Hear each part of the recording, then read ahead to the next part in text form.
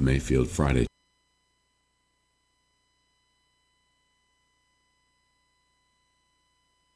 by Brother Joe Roberts and Brother Bernie Dixon. It is a live broadcast every Friday at 6 o'clock p.m. Central Standard Time.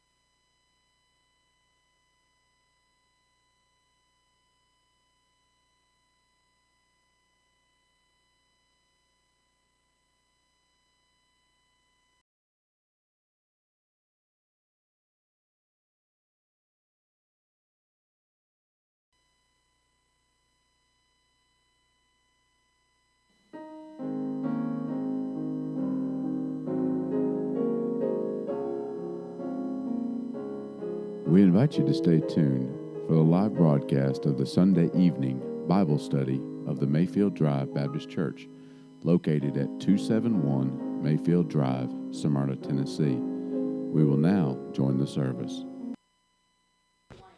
Yeah, I'm not going fast through it. Yeah, come on now.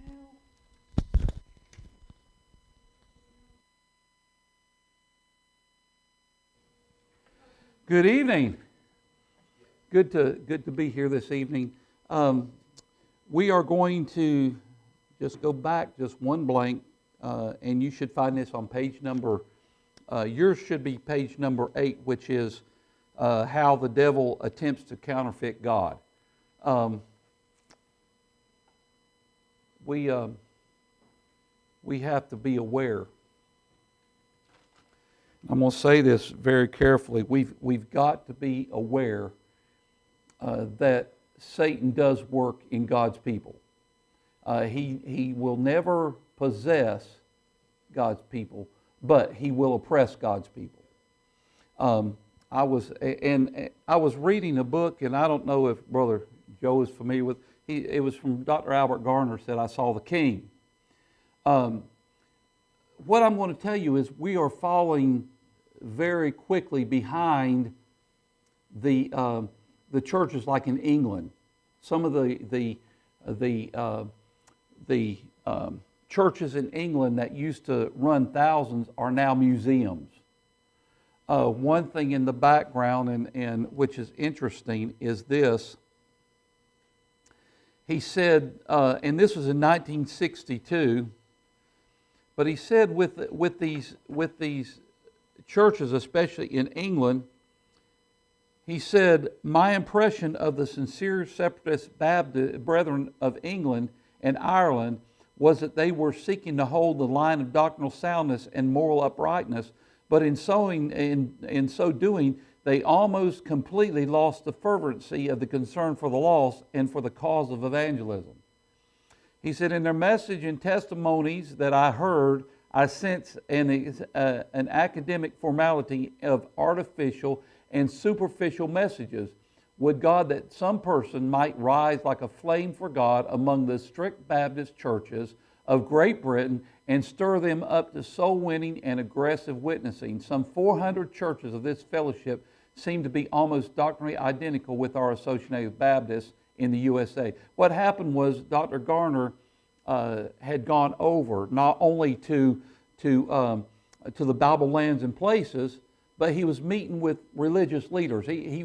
I'll tell you what, Dr. Garner was very intellectual.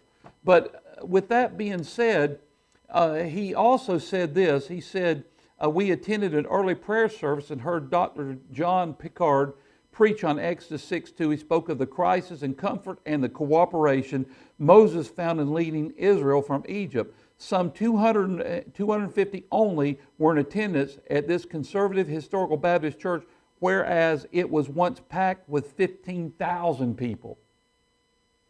And we're seeing a trend in America. So what you see is nothing new. This is back in 62. He also said this, and we need to be aware of it. I don't know if you knew this, but there was a time that in the 60s where there was a fight against communism. In fact, at Skyline there was pamphlets, and it was put out by J. Edgar Hoover.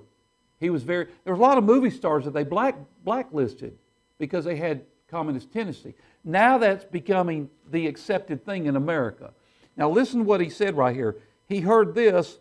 He said this. He said, "One prominent communist leader was quoted as saying, 'We cannot put all these Christian fundamentalists in mental hospitals as we take control of the countries, but we can recognize and treat them as objects for regular mental therapy treatments. Mental therapy and shock treatments are prescribed to nonconformists wherever communism gains control. If one does not go along with the programs and projects of communism, he is declared mentally sick and made a ward of the mental therapy for electrical shocks and other harassing treatments until his family's name is publicly desecrated so that he can have no more public influence, or he will be to the program of communism. These are problems Christians face today." He said, "Demolish plots around the world, testings that many Christians in other lands are now enduring." Communism's basis is Satanism. And we need to be aware of that.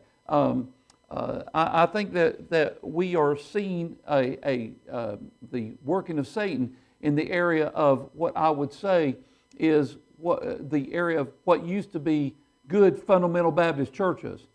And it's fast moving. I said this, and I was telling Brother Joe, he didn't know about it, but on your apps, your settings, there's one thing about Google on there. You push that setting, and there's a thing that you can be where you're being tracked by each other. I mean, we're fast moving.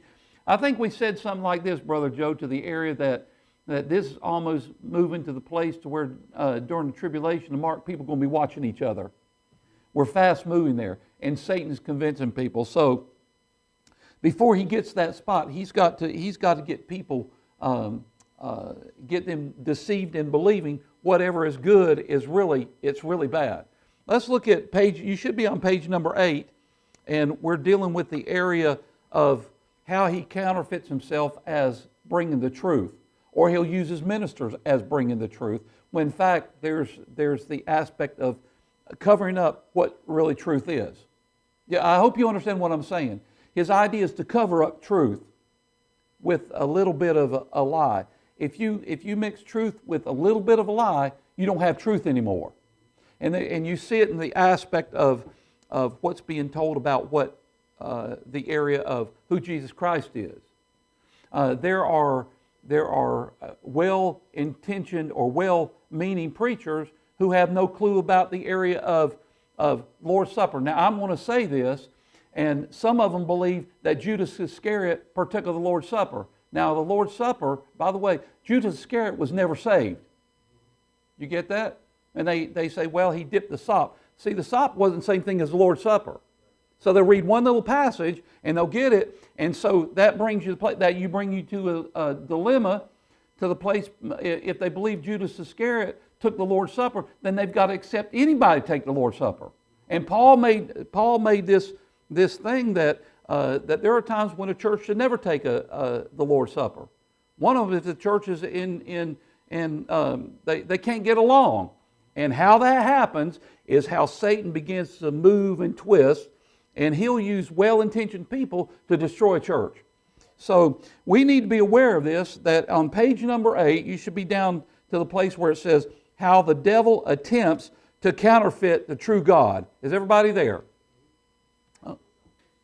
Yeah, yours is page 7. It's fine. Either 7 or 8. Now, some of them might have page number 8. That's fine, just as long as you're there. Satan appears as a counterfeit angel of light. When it uses that term, counterfeit angel of light, keep in mind Jesus Christ is the light of the world. He's a counterfeit. He's not the real item, but he can appear in the area of ministers as they're given the truth. Be aware of that. He does not appear as some boogeyman. You need to be aware of that. So he appears as a counterfeit angel of light. And in fact, 2 Corinthians chapter 11:14, he said, and no marvel, for Satan himself is transformed to the angel of light. And then he'll go further. Even his ministers are transformed to the angel of light. And why he was given that to this, why he made that statement, it was given to a scriptural New Testament church. Every time you read the Bible, especially from you got the book of Acts right on to in fact, that's the power of the church, but you get Romans and Jude, those are indoctrinational books to New Testament churches. Be aware of that. And these books, the books of the New Testament, were not just given to just any group that's out there. But he said the only true God is clothed in unapproachable light and appears as a glorious light in the Shekinah glory cloud by day and fire by night in the Old Testament. Jesus Christ is the true light of the world. And if you don't know much about, I'm going to tell you something, if you don't know much about Jesus Christ, you have no clue about what's going on with the devil. You get what's... If you want to know what the devil is, it's like having a coin. He's the head on one coin, flip it over on the tails, and he's completely opposite of what Jesus Christ is. But in order to deceptively imitate God, Satan appears as an angel of light. Entire false religions have been founded by men who claim to have been given their revelations by the angel of light. And one of them, and I know this, one of them is the founder of the Mormon Church, Joseph Smith. You ever heard of him? Guess what's deceptive? On their church sign, it is the Church of Jesus Christ. You get that? And so somebody will see that term. Well, it must be good because they're a Church of Jesus Christ. There's only one Church of Jesus Christ, and it's a Baptist church. I have no problem saying that. All others, and what you need to do is study church history and all these other ones. See, there always have been Baptist church, not by the name Baptist, but by doctrine. Deviate a little bit, you can. By the way, did you know that this church can come to a place where it be unscriptural? You deviate from, all you got to do is just deviate doctrinally, just a little bit. That's why the Church of Mayfield Drive Baptist Church, they need to be up to what's going on. And I'll say this, and please take this however you want to. I'm not going to be around forever. It's going to be like the military. They teach you in boot camp, and then pretty soon you're out of boot camp. You're on your own, buddy. See, if something happens to me, and here I'm 65, and I'm not saying I'm checking out of here. I don't know. You're going to have to start looking for a pastor. Let's just say, I'm going to tell you something, and let's just say, use this example. Let's just say you say, well, let's call Brother Jamie. You better know what Jamie believes and you understand what I'm saying. Well, he's a Sunday school teacher. You better know everything what's going on. You got to. But one example is Joseph Smith, the founder of the Mormons, or the Church of Jesus Christ of Latter-day Saints. If you read his history, he'll tell you that during there was a first Great Awakening. I believe it was the first or the second. There was two of them during the 1800s, and at this time there was a lot of revivals going on. They would have sometimes mixed groups, and back in those days they would have what do they call them, traveling preachers or circuit riding preachers, and they would have these revivals that would come, and Joseph Smith, guess what? He was hearing what this one was saying, and this one was saying. They was preaching from the same Bible. They didn't have different versions. They were preaching out of King James Version. This would say this one, this would say this one, this would say this one. And as a footnote, Joseph Smith came from a religious family. And so he's in his room one night, and he's praying. He said, I don't know which one. Somebody show me. Now, he was right for the devil to begin to deceive him. And all of a sudden, this light appeared, and he saw what he perceived to be the Father and the Son. Now, that was a big mistake right there to believe that was Jesus Christ, because guess where Jesus Christ is right now? You wouldn't see the Father because the Father is Spirit. The only one that you will ever see, and that'll be in the future, is Jesus Christ. He's the visible manifestation of the invisible God. And you won't see Him until you finally see Him in the heavenlies. He's gone the right hand of the Father, and by the way, the Bible tells us that's where He'll be until His return. So if you hear somebody say, well, I saw Jesus Christ and I saw the Father, then all of a sudden a red flag comes up. He never saw that. But he convinced himself that, and these demonic characters told him, don't believe any of them. You start your own.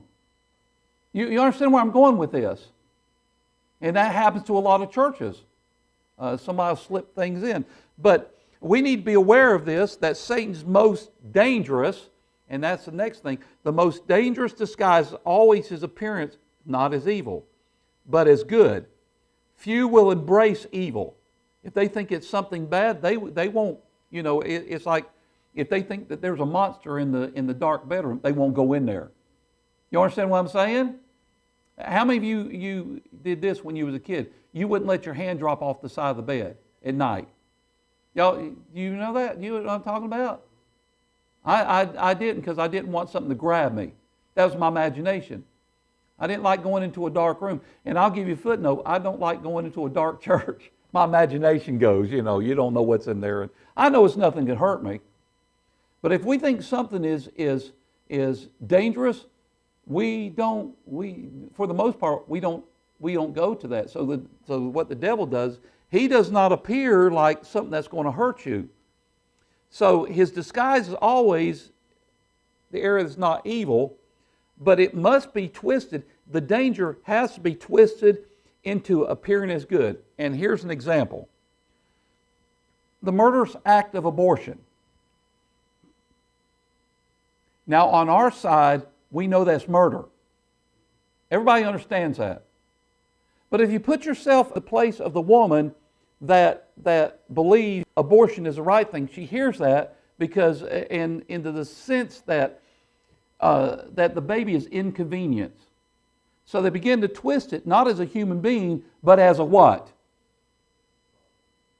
Not as a problem, but a little piece of just something in there. It's not really human being until it sees the light of day. You understand where I'm going? So what we got to do is this: we've got to feel sorry for the woman, so she's not oppressed. So we begin to twist the laws, and it's still murder. It's twisted something that's evil and made it look good for the one oppressed. Do you understand? You understand what I'm saying? Here's another example. You ever had a situation to where people cause problems in a church and they think they're doing well? You ever seen that? If you're not, I'll give you a good example. It's kind of like this, and on your page number where you are under the footnote, those who wrongfully create division in churches almost invariably feel that they are protecting the purity of the church by standing for good and against evil. It's like you would, their intent, church members that cause the problems, or they begin to use this example. If they want to get rid of the preacher, most times they feel that preacher is harming the church. You understand where I'm going with this? A few will come, and Brother Joe has experienced that. You will have a few that will have the idea, we've got to protect the purity of the church. So let's get some other, in their mind they think they're doing God a service. When in fact what they're doing is they're destroying a church that Christ died for. You understand that? Brother Joe has faced that. And they're usually church leaders. That they don't like something that the preacher's doing or the pastor's doing. And in their mind, we need to protect the purity of the church. So let's just get rid of the preacher. And by the way, and it could be a Sunday school teacher. It could be anything. It does not happen overnight. And then if they don't get their way, guess what they do? They'll go someplace else and they'll try the very same thing at someone else. Or you'll get someone and they will want to join the church. And you take them for what we would call, I'm trying to think of the word for it, face value, And we'll take them in, and then the next thing you know, pretty soon they begin to want to infiltrate the church, thinking that they're doing the church a good service. This is how the devil begins to twist whatever's bad and make it look good. Surely we don't want to see the church get destroyed. You get that? So we got to get rid of the problem. So here's another thing: the homosexual cause. Are you following where I'm going with this? And what happened years ago, homosexuality was something that people that were involved in it, they knew they were wrong because they would hide. Now they have convinced people that God made them that way. So we're supposed to feel sorry for. You understand where I'm going with this? So now we got causes that twist, by the influence of Satan, twist whatever is sinful and make it look good. Yes, brother. Yes. Yes. The rainbow. That's God's promise. You understand where I'm going? And so they will take in the Bible and they will twist the scriptures so that this sin is acceptable. See, if you look, in fact, the homosexual cause is being championed as a brave and compassionate stand against hate and discrimination, even though it is moral perversion. Have you heard to where you would have I'm not saying it's right. It's never right to go beat someone to death. But why do you think that happens when you have a homosexual guy and all of a sudden you get people that, because that's not a normal thing. You understand what I'm saying? And in their mindset, that's destroying a culture. That's destroying a people. They're reacting to being threatened. You understand what I'm saying? So now we make laws to protect something that devil has twisted. I'm going to say this, and I don't mind who hears it, But I saw something that's literally made me sick. When is it a criminal that's never served in the military receives a flag from the Speaker of the House? What they're doing is Satan's convincing that, in fact, the Bible said, woe be unto those that call bad good, evil good. You get that? And they're changing the histories, and they're changing things. And one thing, and me being a veteran, that made me sick. And I can't say anything about it because if I do, I get thrown into jail for it. I'm going to say something about it, but this is where we are. We have men that have died, and sooner or later, Brother Joe, they're going to put you in a box, and they're going to cover your casket with a flag, and that flag, for the majority, will have no more meaning than what it did for that guy that was killed as a criminal. You get what I'm saying? But don't get me on that soapbox. But if you look in Leviticus chapter 18, verse number 22, and it's in your sheet, the Bible makes it very clear. And you say, well, that was Old Testament times. There's principles here. It's still if a person was homosexual in the Old Testament, I'm going to tell you, by golly, he's still a homosexual in the New Testament. You get it? God never made anybody that way. Thou shalt not lie with mankind as with womankind. He's talking about the men. You don't lie with another man just like you do with a woman. It's an abomination. And then he said, if a man also lie with a mankind as he lieth with a woman, both of them have committed an abomination. They shall surely be put to death. Of course, we're not going to do that. But you see how strong God talked about that. God made, and you've ever heard this, God made Adam and Eve. He didn't make Adam and Steve. You get that? I'm not picking on these people. I love the people. I just don't like the lifestyle. And I'm going to give you a footnote. There are churches who are beginning to make that acceptable to bring them in. Surely God loves them. Well, that's a fact. God does love. He doesn't like the sin. There was a church in Lakeland. I first saw it, and I don't remember the name of it.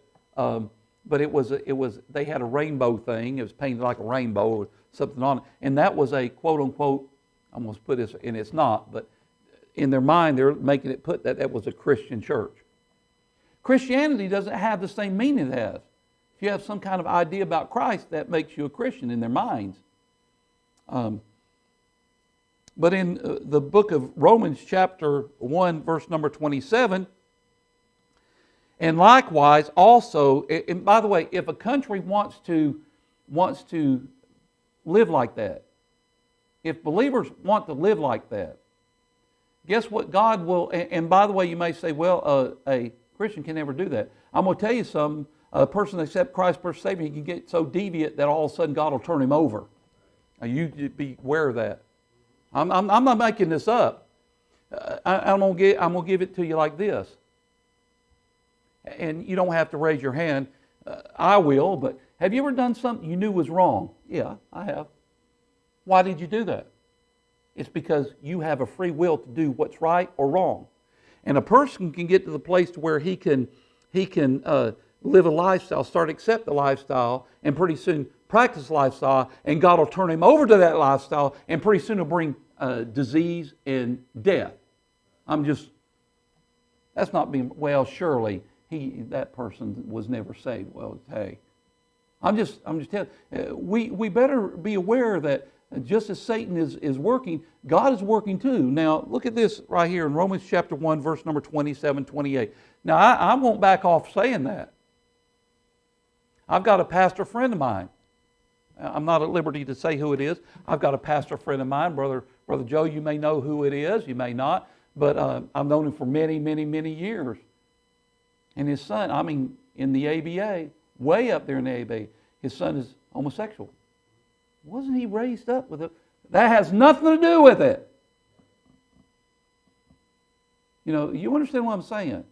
We can get desensitized. Satan begins to work, desensitize, and pretty soon, if you're not careful, it's like feeding on junk food. Pretty soon, stuff will kill you.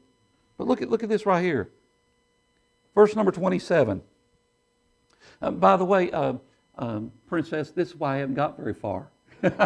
She said we only got 3. Well, this is why we do this. So, verse number 27 in the book of Romans chapter 1. And likewise also men leaving the natural use of the what?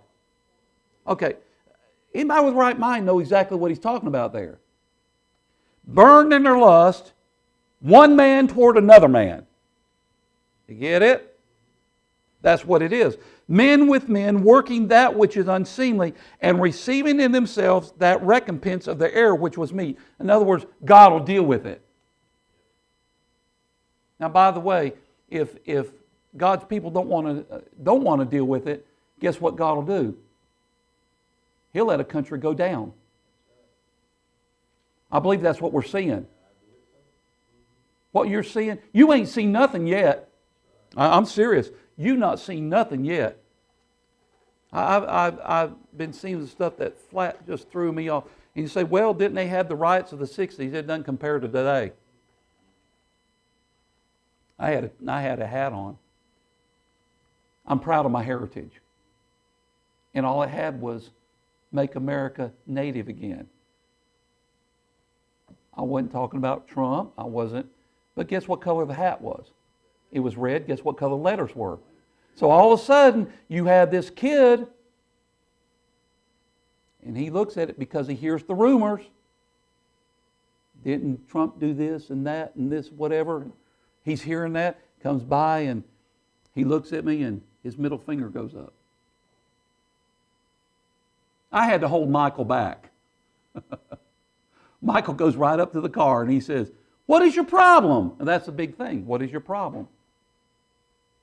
And he commenced to use choice words about Trump. Well, hey, I said, Michael, just leave him alone.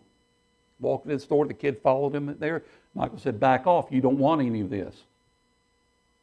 You understand where we're going?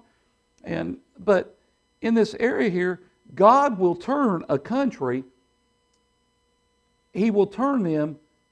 It's like this, be careful what you wish for. You may just get it. If a country doesn't want God, guess what God will do? Okay, go for it. And I'm going to tell you, in our country, the majority don't want God. And I'm not talking about lost people. I'm talking about a lot of, quote unquote, church folk. So you can't blame the lost. The lost are going to do, but when God's people themselves don't want God, the devil will twist and turn. It wouldn't be surprising to me that this church won't even be around 10 years. I don't know. I don't know. I'm not making predictions, please. I want to see it around I want to see it go to the next generation. Y'all do, I know. Because where will you go? In fact, it's like Jesus, when the disciple, when he was dealing with the truth, and he said, well, he said, and they started leaving, and he said, well, will you leave me too? They said, well, who do we go to? You're the ones with the word of life. Where are you going to go to? Where are you going to get true doctrine? You get what I'm saying? I'm not saying we're the only one right. So don't say I'm uppity and uppity. Look at what J. Dwight Pentecost said. Looking at the gutter bum, a derelict on Skid Row, we say, look at what Satan has done. This is Satan's masterpiece. I beg to differ with you. Satan's masterpiece is the good, upright, honest, honorable, respectable individual in the community who feels he does not need Jesus Christ. He does not need God, that he can work out his own salvation with God's help, without God's help. This man is concerning, this man's concerning whose character there is no question, against whose reputation there is no flaw, but who leaves God out of his life is Satan's delight. A believer who leaves God out of his life. Because we get this. See, Jesus Christ may be your Savior. He may not be your Lord. You understand? And we got that twisted, and we say, well, if Jesus Christ is my Savior, He must be my Lord. Guess what Lord is? He's your ruler. He's your leader. Everybody get that? So we haven't gotten very far. We've only got that one page. So let's look at the next thing. Satan rules his own army or host of counterfeit angels. You can read about that in Revelation chapter 12, verse number 4 through 7, and then Isaiah. I would encourage you to read that, study that sometime. So Satan rules his own army or host of counterfeit angels. We've got, I'll put it this way right here, we've got such a bad perspective of what angelology is all about. Did you know that nowhere in the Bible does it talk about angels being female? Did you know that? And when we talk about angels, when I say the word angel, what comes to your mind? What do they have? But angels don't have wings. Cherubim do. But in fact, angels present themselves as what? As men. Now, by the way, when I say this as hosts of angels, angels are messengers. But I'm going to tell you something. With that, messengers can be preachers. Now, you need to wear that. Satan inspires his own counterfeit religions. Temples, churches, cathedrals, synagogues, mosques, cults, and worshipers. I'll give you a footnote. Satanic religions obviously include all Satanists, occultists, cultists, idolaters, pagans, and worshipers of false gods. And if doctrine is not right, guess what they're doing? I said this before. Say what? Oh, Satan's work. But people get the idea, well, whatever denomination I'm in, that's got to be a right doctrine. Are you following me? I'm just telling you, whatever it is, there are many people who go to a Baptist church because they like the doctrine. That's what they were raised with. Don't do that. Go to a Baptist church because you know the doctrine's right and know why it's right. Because not all Baptists are true. If you've been following Brother Jamie, he's been teaching on Calvinism. Boy, that's a spidery web. If you know that, Calvinism is this. That's like the palm of your hand. Each finger is a different type of Calvinism. And all of it comes from the pits of hell. How can we expect we're going to approach God whenever there are some groups that believe you can lose your salvation, or they believe it's a different type of Jesus? You can't approach God. Jesus said, I am the way, the truth, and the life. He also said, no man come to the Father except by me. Nobody approaches God except properly. That's why Jesus established a scriptural New Testament church. Be aware of that, so that we can do two things: honor God and glorify God. That's why He did that. What's not as obvious is the satanic nature of many respectable so-called Christian religions. Now, by the way, so-called Christian religions and churches which deny the fundamentals of the Christian faith and preach a gospel other than grace. That's not so obvious Satan's in that. You get what I'm saying? And the problem of it is there's not enough people that know enough doctrine. They don't understand the bad ingredients that make up a satanic church. And we talk about Anton LaVey. Anybody familiar with Anton LaVey? You ever heard of him? You got that, brother? Brother Joe didn't realize this. He started Church of Satan in California in 1969. There was a group called the Eagles. You familiar with that? Hotel California? You know what that song is about? It's about the Church of Satan. He said, we haven't had that since when? 1969. We kill it, we stab it with our stealing knives. You get that? You can go in, but you can't escape. I'm telling you, that was when Anton LaVey established the Church of Satan. And we'll see, it's got some beautiful melody to it. You understand what I'm saying? And yet we talk about that, and yet we have no problem with churches that preach false doctrine. There's something wrong there. See, Satan inspires his own counterfeit ministers or preachers. He inspires his own counterfeit gospel.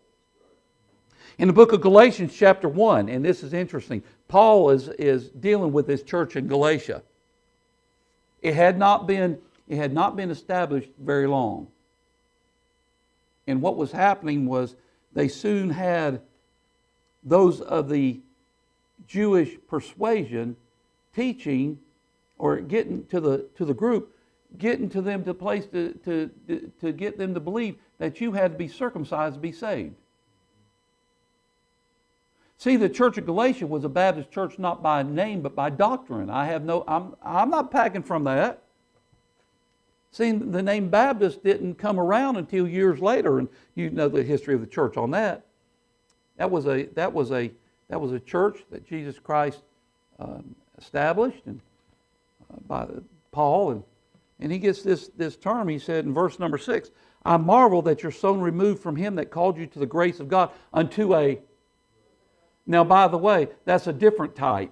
It's not another type, but it's a different one. He said, which is not another, but there be some that trouble you and would pervert the gospel of Christ. But though we or an angel from heaven preach any other gospel unto you that which we have preached unto you, let him be accursed. Now, you don't know if the truth there if you don't know what the Bible states. You get what I'm saying? That's why we have these classes at night. See, you can't get that all in 30 minutes on a Sunday morning. Y'all, you understand what I'm saying? There are Baptists who are Baptists, but they have no idea why they're Baptists. I'm going to tell you, my daddy is a Baptist. My mama was a Baptist. I'm not a Baptist because mom and daddy were. I'm a Baptist because that's what the Bible says. You get it? Well, you were raised that way. No, I wasn't, In fact, guess who went to church first? Me or my parents? I did. I was exposed to it, but I really didn't understand why I was a Baptist. And Brother Joe, I'm going to tell you, I didn't realize why I was a Baptist until I started going to Florida Baptist schools. I was a Baptist. I accepted the doctrines. But that's not enough to accept the doctrines. You better know. It's like going to heaven. If I ask this, how many of you are going to go to heaven when you die? You'll probably raise your hand. But see, it's not enough to know. It's not enough to believe you're going to go to heaven. You better know why you're going to heaven. I believe I'm going to heaven. You better know why. Because there are a lot of people sitting in their bodies in the graveyard, and they've got family members convinced, well, Daddy or Mama's in heaven right now. Well, do you know that? You understand? And somehow down the line, they've been perverted with some kind of doctrine.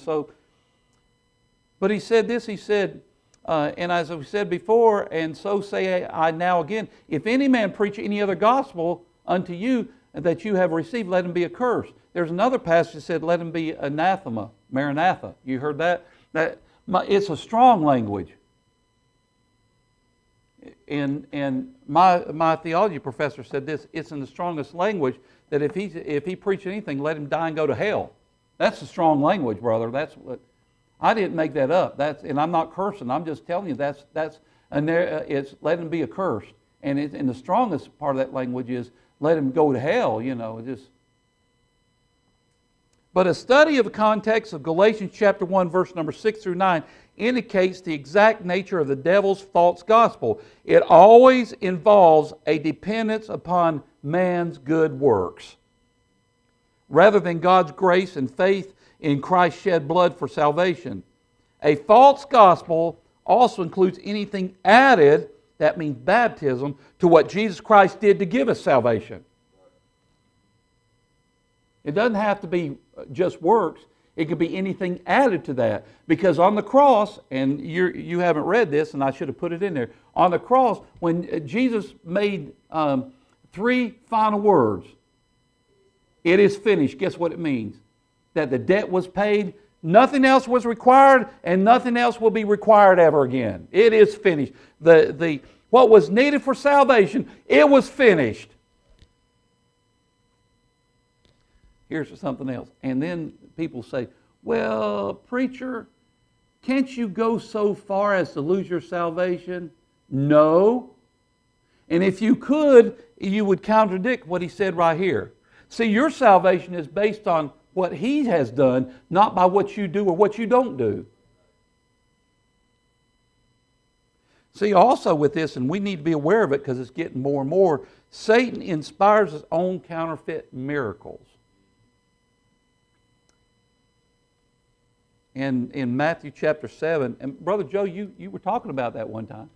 Matthew chapter 7 said this, he said this, not everyone that saith to me, Lord, Lord, shall enter the kingdom of heaven, but he that doeth the will of my Father which is in heaven. By the way, the doeth the will of the Father comes down to one thing. The will of the Father is this, that everyone accept Christ personal Savior. Now, whether they do that, that's up to them, but that's God's will. It's got God's will for, it's not God's desire for anybody to die and go to hell. Whatever man does, God will give him the free will to do it. But anyway, He said, many will say to me in that day, Lord, Lord, have we not prophesied thy name? In thy name have cast out many devils, in thy name done many wonderful works. And then will I profess unto them, I never knew you. Depart from me, ye that work of iniquity. Now, by the way, you go a little bit in the book of I believe it was Exodus, where even the magicians that Pharaoh's magicians even created a false miracle. Anybody have an idea of what the purpose of miracles are? It was to confirm what was being said came from God. Guess what a miracle is? It's not this idea that all of a sudden, and you see this, a miracle is something that defies the law of nature. For instance, let me give you this idea. A miracle would be this. For instance, someone that Jesus came upon didn't have a leg. And Jesus created the leg. That defies the law of nature. You ever heard, and in the context, you're going to find the place where Jesus, he took and scooped up and made mud. He took spittle and put it on the guys I'd never seen before.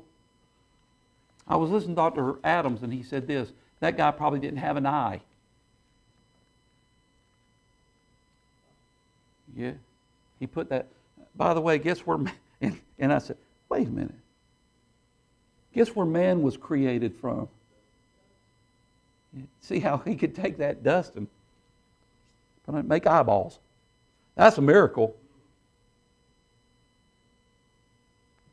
The sun going around the earth. That's a law. God put that in there. It's not a miracle. That's a law. But guess what? When God spoke things into existence, that was a miracle. You get? Moses going to the Red Sea, and all of a sudden, behold the power of God, and the Red Sea stood up and congealed itself. That's a miracle. Things that we think are a miracle, it's like the television preachers when they'll say a person, stand up and walk, and they'll hobble around, whatever. See, the devil knows exactly how to get people to, if their doctrine's not right, those miracles are not right. I'm just telling you. Can God still do miracles? Absolutely. Absolutely. I'm not saying He doesn't do miracles. You better be careful about the speaker. You understand that?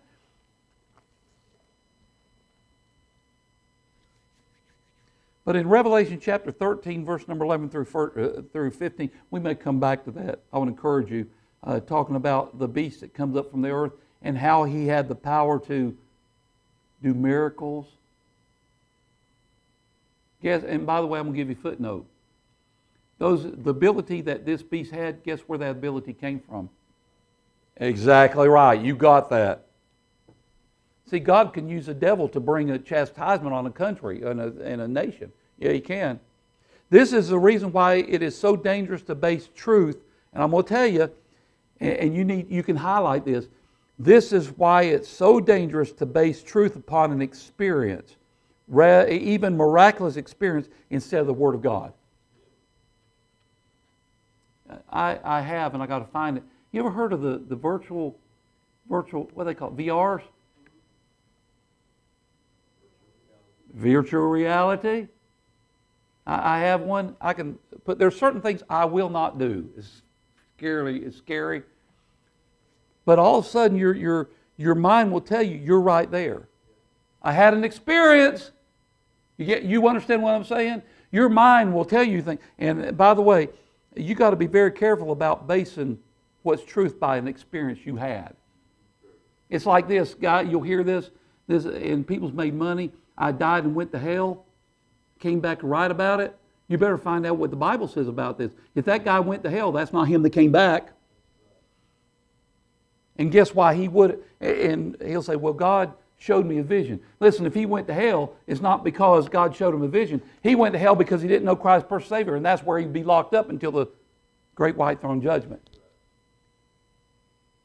You can believe something, you can think something, and believe it so hard that all of a sudden you're convinced that you had that experience. Be very careful about it. See, an explosion of false satanic miracles and experiences is prophesied to occur in the last days, performed by those claiming to represent Christ. Benny Hinn is a good example of that. See that? I'm just. Well, doesn't he have a lot of followers? Yeah. There was one place, I think it was where Moses said, be careful about following the multitude to do evil. Why do people follow these? If I catch the red flag, why isn't it that the multitudes don't catch the red flag? Why is that, Katie? If I know what's going on with these people and what they're saying, why isn't the multitude not catching it? If they carry and they'll go with their Bibles, why isn't it that how is it that they can go and knock over 25 people? Or say, whoosh, and they fall. Why is that? Marjo Gortner, ever heard of that fellow before? Have you ever heard of him, boy? Marjo Gortner, and you got to look that up. He was at one time in the Guinness Book of Records as the youngest preacher. He was like 4 years old when he started doing this on the Pentecostal realm. And people were accepting him. I mean, he was even performing marriages, 4 years old. And what happened was his parents were training him how to preach like Billy Sunday. And that's God, man, he defied, And so later in years, oh yeah, it's called psychosomatic. And he got out of it. He said later in his life, he said, when I was doing that, I never even believed in God. I did what Mom and Daddy did. Got him a lot of money. He said, I never saw any of it, but my mom and dad did. And so he did this, and check it out. There's a film called Marjo. Marjoe. And guess where he got his name? Guess why his mom and daddy named it that? After two people. Marjo. Mary and Joseph. I'm telling you this, and people would come miles around to hear this little tent preacher. And God, and all this right here. And he would do like these preachers. Thousands. Send them the money. And so what he did later on after he'd been there, he said, I'm going to show you how I did it. Took a camera crew. He said, now, when you go there, he said, you got to be on your best behavior. He said, you're going to have a lot of groupies. You better be careful. Don't let them see you with a cigarette. Don't let them see this. He said, because they're watching you. He did the very same thing. Came back, had a pile of money. He said, that's exactly, he says, all psychosomatic. They were basing what was going on by experience, not by what the Bible said. The prayer clause and all this other stuff here. I was watching some of these nuts on television, and I was getting so mad at it, and I told Twan, I said, man, I want to throw my Bible right at it. She said, why does it bother you? Just quit watching them. I thought I could change the world, man. If you cut the head off of one snake, guess what? You got 24 snakes out there. But Satan, in fact, that we come on down, again in Matthew 7, talks about how not everyone that say, Lord, Lord, will enter the kingdom of heaven, and not everyone that does miracles will even come from him. Christ even said that. But Satan inspires his own counterfeit fellowship. Now you may wonder what I'm talking about. There are certain people that may seem like they're good people. You don't need to be hanging around them. Just, how the devil tempts the counterfeit God. Satan inspires his own counterfeit doctrines. Let's see, what page is that on? You should be on page number 10 or 11. Okay. Counterfeit fellowship. Oh, Satan's miracle. Okay, let's go back here. Do you see the thing that says Satan uses these satanic miracles may seem to be genuine? You have okay. And they even fool those who perform them into believing that they are genuinely from God at the cost of their own souls. A person can really believe that he is, do it enough, and he's convinced himself that he has really come from God. Do you get that, Brother Jamie? Okay. But they'll keep doing it until, I believe that when you talk about people like Benny Hinn and Paul Crouch and all those right there, I believe they think that what they're doing is from God. I believe they're sincere, but they're sincerely wrong. Be aware of that. By the way, preachers, have you ever known a preacher? I know, Brother Joe, you have, and I have, that there are preachers that will preach something, and all of a sudden a red flag will go up, but they sincerely believe what they're preaching is the truth. I mean, they believe God's given that message. See, some people say God laid this on my heart, and they could be 5 miles down the pike. They could be out of the ball field, and you're going, what? And in their mind, they believe God laid that on their heart. I had a fella, there was a couple that was coming to church, and I would listen to him. He was wondering why I didn't have him in the pulpit. They got mad with me, they left.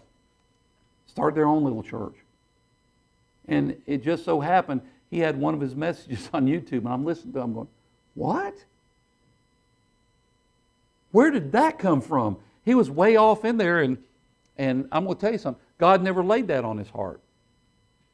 God won't lay on your heart something that is completely contrary to the Bible. So in this area right here, people that are satanically inspired can believe that did come from God.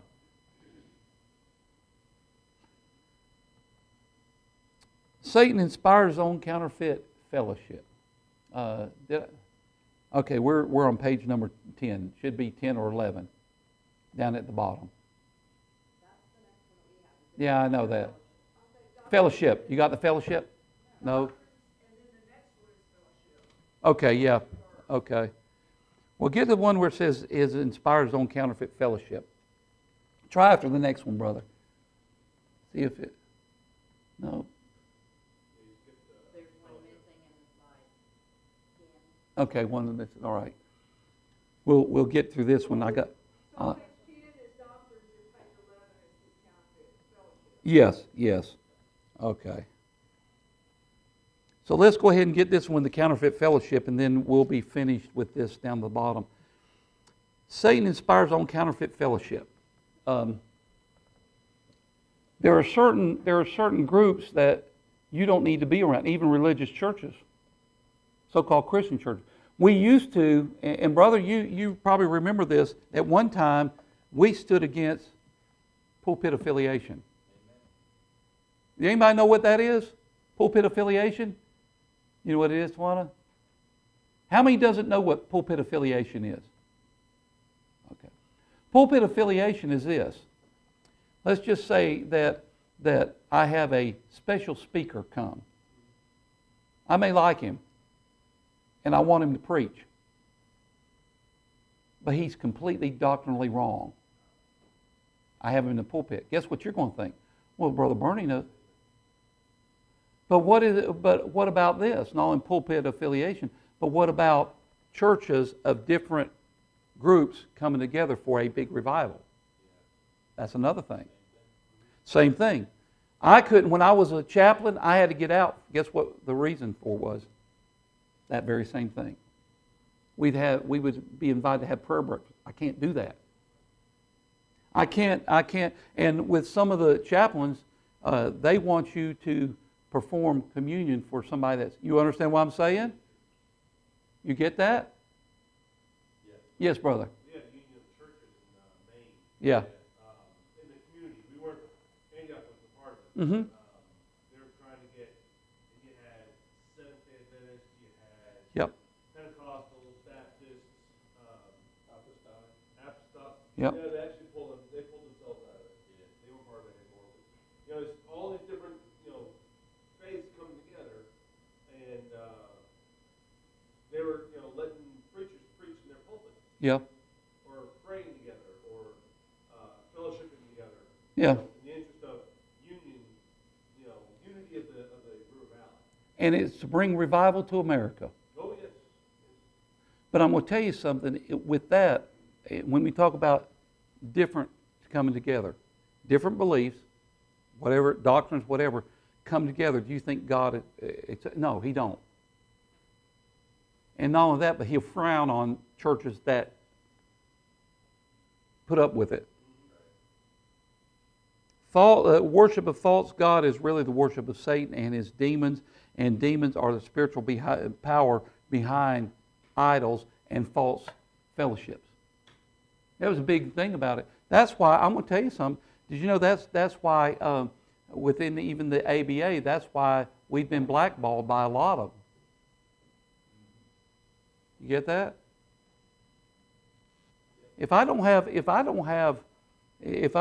Boy, that's a great preacher, and you ought to have him come. Why? If he's not doctrinal, why should I have him in the pulpit? Because guess what will happen? I have him in the pulpit, you'll accept what he says simply because he's a preacher. Yeah. I'm very careful about who I have in here. Very careful about it.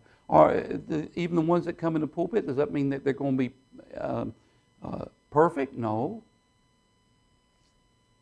That's why, and I'm going to tell you something else, that's why we don't just accept any letter that a person comes in. We won't send a letter. I'll put it this way, we've had letters of people, and and we've had them, and you get people from here want to join I'm going to tell you, a Presbyterian church, and they want a letter from this church. The buck stops there. I don't even read from the church. There's no need for me. I'm going to say this, that if you ever accept to send a letter to some group out there that's not of the right faith and order, I'm out of the pulpit. You get what I'm saying? If you take and you get, I don't have any problem with people that want to. Let's just say we had Sister Elvie. Some of you, do you remember? Some of you don't. You remember Sister Elvie? She came and wanted to join the church.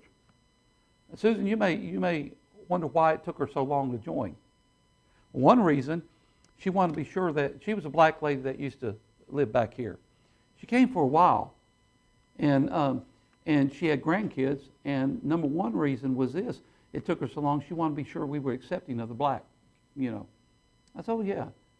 She was coming faithful, and she wanted to join the church. So I started talking to her about her salvation. Yes, she's saved, and was she scripturally baptized? And she told me where she was baptized. I said, well, Sister Elvie, I said, I'm not being a judge, but I said, if you want to join church, you'll have to be scripturally, you'll have to be rebaptized. She had no problem with that. And she was always sitting right down over here. She said, don't say nothing about my pastor. Don't say anything about my pastor. And if the building was quiet, boy, she would amen. Amen. She loved her pastor, and I miss that lady.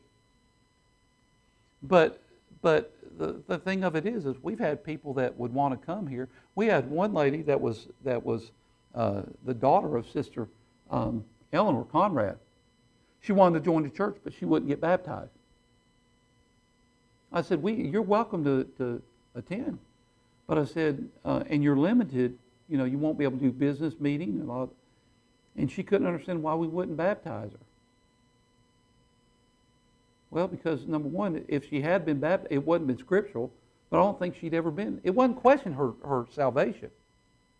But if you ever accept a baptism from a group that's not scriptural, you are pulpit affiliated. And if you ever get to a place where if this church ever accepts one bad letter, guess what you got to do? You can't stop then. Yes, brother. A letter indicates that you agree with Yes, absolutely. That you agree with them. So if you start, and if you just say, I'm Billy Bob Jones from Mud Creek Presbyterian Church, and I've been coming here, and I really want to join the church. What do I got to do? And he gets a letter. Boy, I'm in good standing with that church, and you accept that letter. Guess what you'll have to do from then on? You'll have anybody else who wants to come in, because guess what will happen? Well, you accepted him. Why can't you? Got to be very careful how you handle things. I may be a little bit strict on these things, but listen.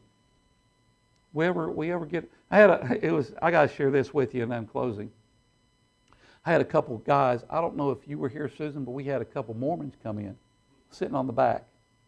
I didn't have any problem with that. They just had to keep their mouth shut. I wasn't being cruel. So after church, they met me. I'm not kidding, Stephen. They met me. They said, preacher, we just want to be a blessing and we want to help any way we can, teach Sunday school, whatever. I said, you can't do it. I said, you're welcome. If you want to sit in, you're welcome, but you can't say anything. They never came back. Because if I had let them teach Sunday school, guess what? You get the problem. And I mean, I'm not doubting they're good folk. I'm not doubting that they believe in what they believe in. But they believe what they're doing is right. That don't mean that they are right. If we don't know enough about the Bible, we don't know how to, like Paul said, stop them in their tracks. You get that? He said something to this effect, that he wished that he could cut them off. But it's good to be here tonight. It really is. Thank you for being here tonight. Don't forget Wednesday night, we'll continue on with the study on, what are we at, brother? The last lesson on Bible analysis. Bible analysis. I can get through it. You're like me, brother. You're like me.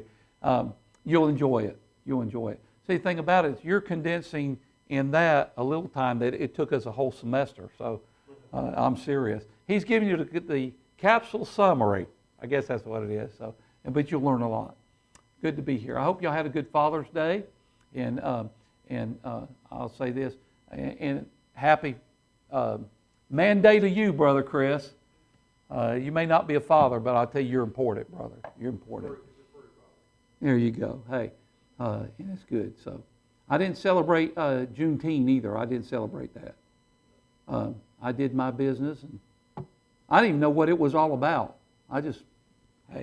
So anyway, God is good. Let's go ahead and be dismissed with a word of prayer, and as we do, Brother Jeremy, it's good to see you here, brother. Would you dismiss us in a word of prayer, please, brother?